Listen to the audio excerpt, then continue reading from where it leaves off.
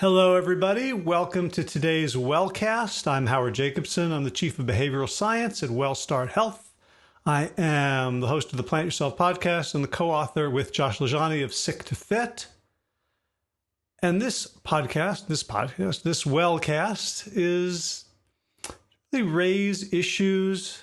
This is kind of the graduate level things around getting well, because I talk sometimes about the basics, like what you should eat and how to move and getting enough sleep. But honestly, like if I were just to give someone a list, if I was confident that someone would just follow instructions, I could give somebody a list that probably would fit on one side of an index card on how to be well, how to reverse disease, how to be your ideal weight. And 99% of people just following those instructions would get optimal results. So we talk about that sometimes, how to cook beans, what to put on a salad. But mostly these conversations are about the deeper aspects, the things that get us stuck behaviorally. I'm going to pull up the comments window so I can see what people are saying. Anybody there? You could type in a hello or a question or a dirty joke, whatever works for you. Today, I want to talk about, give you a thought experiment to do and explain why I think it's an interesting thought experiment. And the origins of this thought experiment come from a friend and mentor of mine for many, many decades, David Brzezinski. Morning, Elizabeth. And when David knew me when I was just starting out as a young teacher. In fact, my first year teaching in a private school in Princeton, his daughter was in my 8th grade class, and I got to know him. And one of the points he made when I started teaching at Temple University was, there's two different ways that your students can interact with you and with the course. They can try to get an A, or they can try to learn. And as someone who had been addicted to getting A's, that was kind of shocking to me that they weren't the same thing. But, only a minute's reflection showed me that they really were not the same thing. And there might be some overlap between getting an A and learning, or in our case, getting an A and mastering the content. But you could just say, well, my goal here is to get an A and do a bunch of things and get the A and really spend as little time as necessary to just get the A, to figure out what's on the test. And once the test is over, you can just drop it. It's not something you have to carry around. Whereas someone who wanted to make this part of their career or was deeply interested in the topic would not think about the A. They would think about learning, about growing, about developing themselves. And so when we apply this to ourselves in our journeys towards health, here's how I want to frame the thought experiment. And let's make it binary. And so I'm going to give you two options. And you have to choose one of the two options. So option one is like getting an A. So you could achieve your ideal weight. And let's just leave this about weight loss now and not talk about disease reversal, just to keep it simple.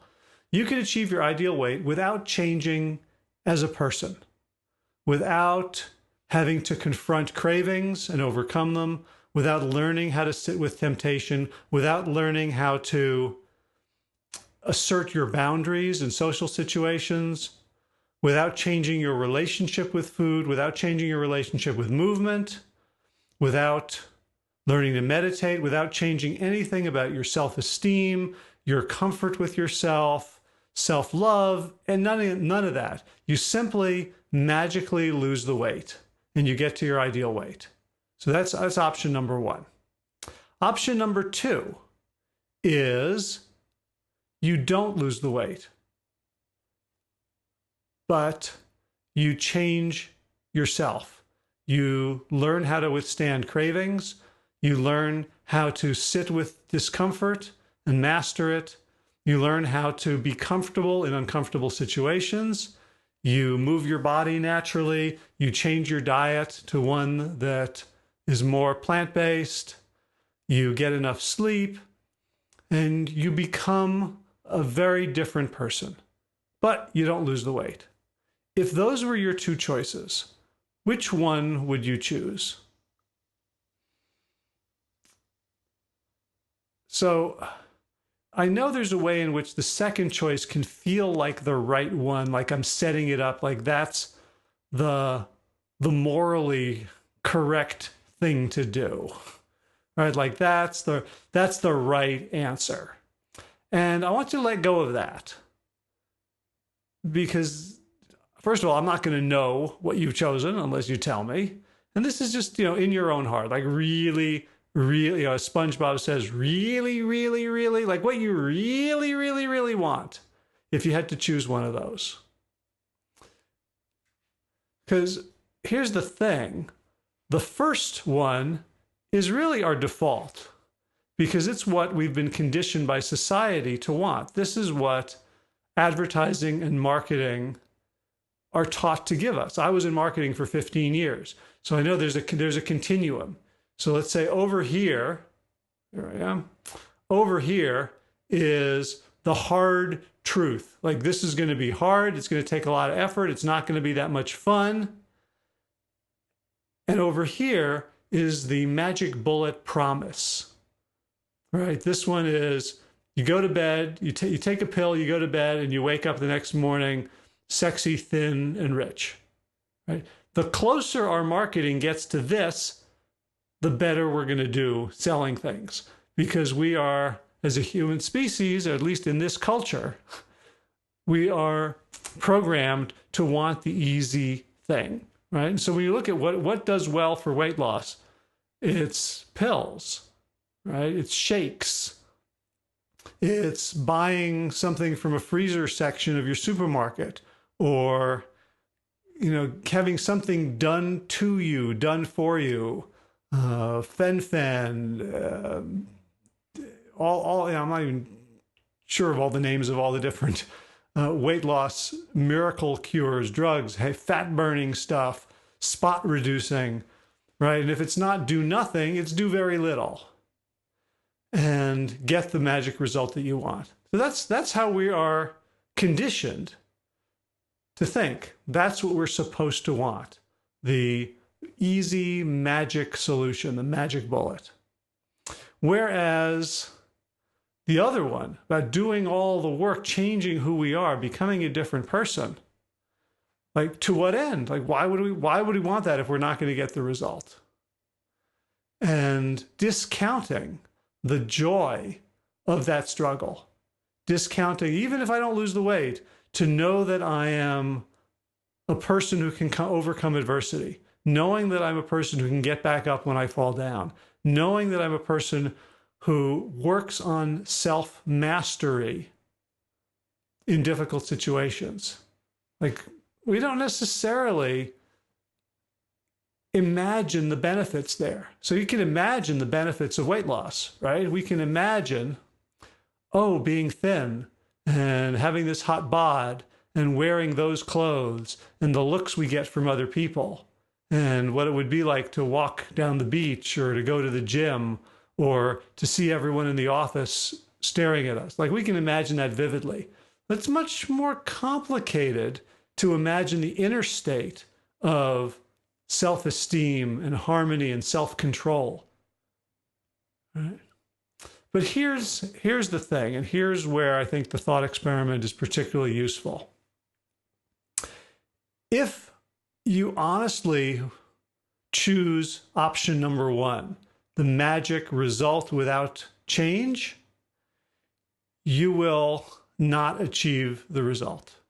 So this isn't about ethics, morality, good person, bad person. This is about just practical, will you get what you want? If you are going for option A, and that is driving you or driving a large part of you, or you are resenting the challenge or feeling like it's so unfortunate and unfair that I have to go through all this struggle in order to get this thing that I want, this body that I want, then your journey is not sustainable. You could get there, but you ain't going to stay there. And we know this around weight loss hacks, right? People who you're going to, I'm going to go on the diet until I achieve my goal weight and then I can stop. Or I'm going to have shakes to lose the weight. Or I'm going to do nothing except juicing to lose the weight, right? So if the destination is the primary goal, the primary focus, then you're not going to stay at the destination and you're not going to keep progressing forward. On the other hand, if you choose option 2 of embracing the changes that you will make along the journey, then it is far more likely that you will achieve the result. And the result will then be, honestly, not the main point, not the big deal you thought it was. And I know this because I've talked to, at this point, probably over 100 people like Josh LaJaunie, like Sarah Bofinger, like Kevin Davis, like Ronald Tibbs, like Carolyn Jensen, like Nancy Lee, like the other, these are all well-starred coaches, and dozens and dozens of members of the Missing Chin Run Club, from Tim Kaufman to Jason Harper, Jason Cohen, that all of them who have lost hundreds of pounds, each of them lost hundreds of pounds, not like collectively, but each of them losing hundreds of pounds will tell you the weight loss is not the point. It's not the reward they thought it was going to be. They're glad that they did lose it. They're not wishing the weight back on, but it's a happy side effect of becoming the kind of person they wanted to become. But here's the thing, that all of them who became the kind of person they wanted to become lost the weight and have kept it off and are not struggling with the weight, with, oh, I'm up 4 pounds, I'm down 2 pounds, what do I got to do? Because they're focused on the inner game. They're focused on the radical transformation. So I said earlier that this is not a judgment which one you're at.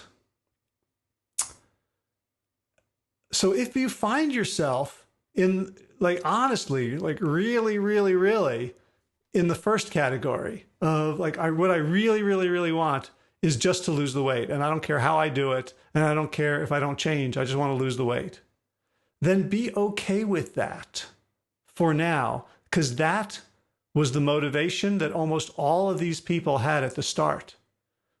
Right? We don't start with, I want to do the hard thing that may not get me the result, because we start with, I want the result. Whether it's weight loss, whether it's I want to lower my A1C and get off my diabetes meds, whether it's I want to lower my dangerously high blood pressure because those ACE inhibitors or the blood thinners or whatever else are making me sick and miserable and jittery, right? So it's okay. It's fine.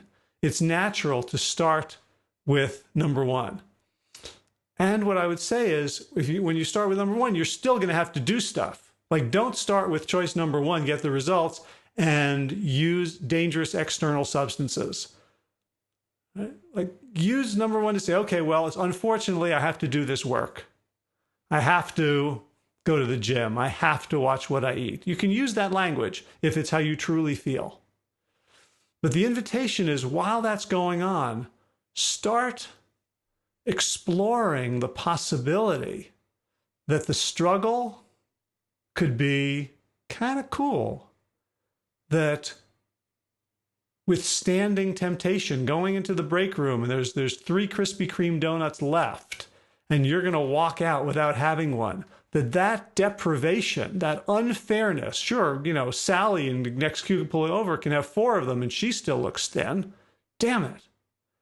That deprivation can actually feel kind of good. Like, yeah, I set a new boundary today. I achieved something I didn't know I could achieve. I gained some control over something that had control over me. Be open.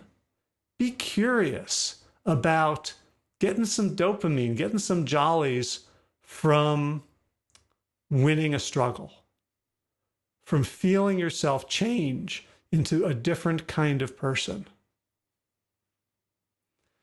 And once that starts happening, that is the switch. That is now cascading you down a whole new path. The whole new path where in the end of 6 months or a year, you're going to say to someone else, yeah, the weight loss really wasn't the point. And they're going to look at you like, yeah, right. Just give me the magic pill. Just tell me the 3 magic steps that I need to do to lose the weight, because I don't want to go through any of that struggle. And we can't know it until we get in it. We can't know the gifts of that dark night of the soul, or that dark month of the soul, or that dark 2 years of the soul, until we can start to see the dawn, until we can start to see that we have been forged a little bit by this experience. And regardless of the overt outcome, regardless of the weight loss, regardless of the disease reversal or progression, because some of us have diseases that aren't going to get better. All right? And so to make that the point is to miss the point. So if you're there, if you're number one, be honest about it, own it, and look for evidence that option number 2 is actually a more fun process and ultimately an easier one, because it's the only one that actually delivers results sustainably. All right, think about it. I hope this is helpful. If you have any questions, you can type them in the comment box if you're watching this live. Otherwise, I'd love to know in the comments box other things you'd like to talk about. Anything else that you would find useful, helpful, anyone I should bring in to chat on this channel, to anyone's story you want to explore with me. And what would be awesome is if you could share this. Part of the reason that we're doing these Facebook Lives is to spread the message of health, is to spread the awareness that well-starred health is out there, and we're doing stuff, and we're coaching people, and we're helping people make both changes, right? So I said there was a thought experiment. The thought experiment was that it's either or. The truth is that almost everyone who chooses the second option gets both, or some form of both. So if you're interested in finally shifting the narrative, finally you're the one in control of your behaviors, where it's not easy, it's a struggle. It's not always going to be pretty, and you're not always going to win. But if you want a team behind you, if you want to kind of incubate that second self, that self that has self-mastery, that self that is not constantly furtive, private, ashamed of your habits and behaviors, you can check us out, wellstarredhealth.com/program. This coming Monday, August 5th, we're starting a new cohort. It is not too late to jump on board. Our opening intro call is Sunday night. So if you're watching this today, Friday the 2nd, or Saturday the 3rd, absolutely go to wellstarredhealth.com/program, click the sign up box, and you'll be in. And we would love to work with you. So thanks for watching, everybody. Talk to you next time, and have a great day.